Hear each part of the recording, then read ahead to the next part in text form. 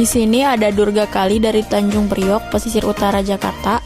Arca batu granit ini ditemukan di sebelah timur pelabuhan Tanjung Priok pada tahun 1883.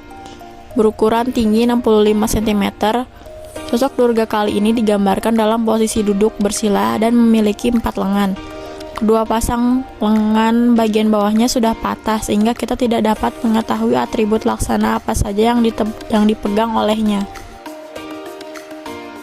Selanjutnya di sini ada prasasti Tugu. Prasasti ini ditemukan di daerah Kampung Tugu, Desa Tugu Selatan, Kecamatan Koja, Jakarta Utara.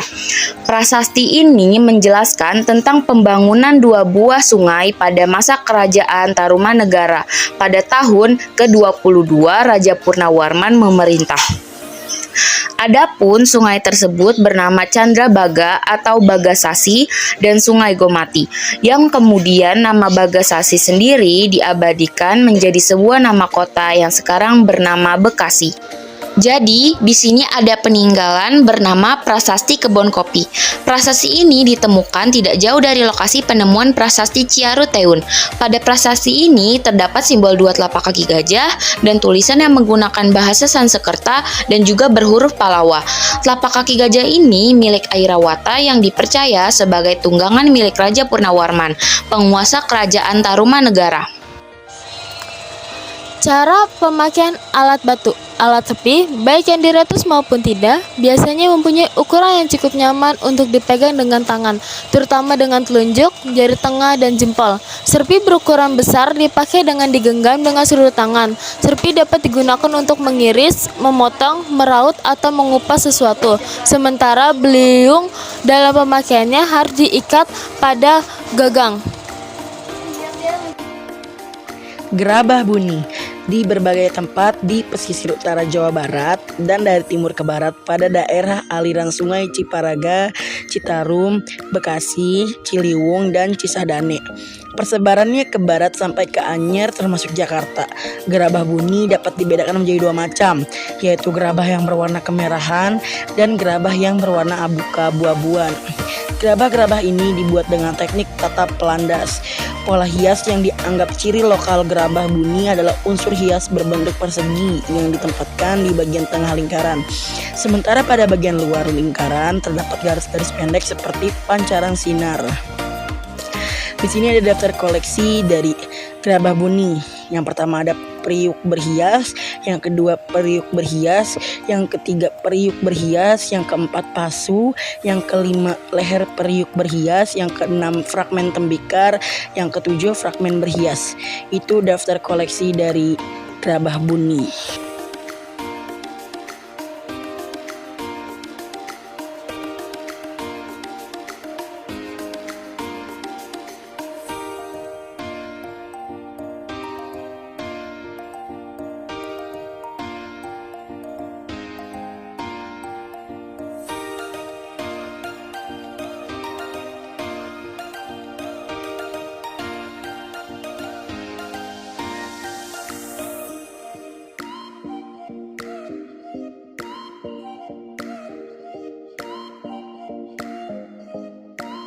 Wilayah kekuasaan Kerajaan Sunda. Setelah Kerajaan Tarumanegara hilang dari catatan sejarah, wilayah Jawa bagian barat pun mengalami masa kegelapan sejarah. Hingga kemudian ditemukan prasasti Sanghyang Tapak yang dikeluarkan oleh Maharaja Sri Jayabupati. Di dalam prasasti ini, Jayabupati berulang kali menyatakan bahwa dirinya adalah Haji Sunda atau Raja di Sunda. Namun pada masa sebelumnya, nama Sunda sebagai sebuah kerajaan tertulis pada Prasasti Kebon Kopi II yang berangkat tahun 458 Saka atau 536 Masehi. Prasasti yang ditulis dalam aksara Akawi berbahasa Melayu kuno tersebut menyebutkan bahwa tatanan pemerintahan dikembalikan kepada kekuasaan Raja Sunda. Beberapa pendapat menyatakan bahwa tahun prasasti tersebut harus dibaca sebagai 854 Saka atau 932 Masehi, karena tidak mungkin kerajaan Sunda telah ada pada tahun 536 Masehi. Sistem kepercayaan Sunda. Masa kerajaan Sunda di Jawa bagian barat tidak banyak meninggalkan bukti-bukti arkeologis maupun sumber sejarah lainnya yang menunjukkan sifat keagamaan yang dianut oleh masyarakat pada masa itu. Namun ada hal yang cukup menarik dari sistem kepercayaan masyarakat Sunda kuno, bahwa adanya gejala campuran antara agama Hindu Saiva dan Buddha dengan suatu bentuk agama pribumi. Indikasi tersebut muncul dari penyebutan tokoh hayang yang posisinya lebih tinggi daripada dewa-dewa dalam ajaran Hindu Buddha, seperti yang tercermin pada naskah Sang Hyang Sakandam Kelesian yang diubah tahun 1518 Masehi.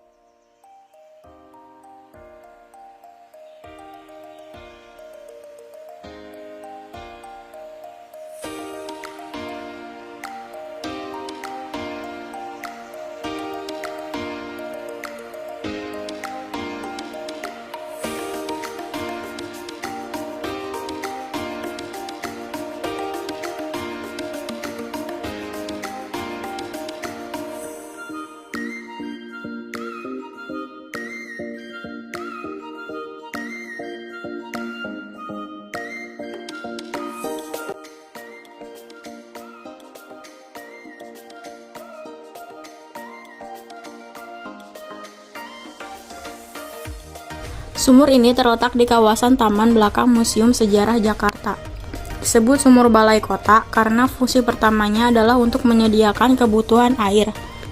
Penjara di bawah tanah abad ke-18 di Balai Kota Batavia kini menjadi Museum Sejarah Jakarta di Jalan Fathahillah, Jakarta Barat. Betapa mengerikan penjara tersebut, ruang yang tingginya hanya 2,5 meter diisi puluhan orang hingga berjublan. Para narapidana saat melakukan kerja paksa di luar penjara, kedua kakinya diikat dengan bola-bola besi seperti terlihat di video. Menurut sejarawan Belanda Hans Bonke, sampai 1763 memungkinkan untuk menahan seseorang seumur hidup karena berhutang. Mereka ditempatkan di 8 tempat penjara bawah tanah yang sampai kini bisa kita saksikan di Museum Sejarah Jakarta.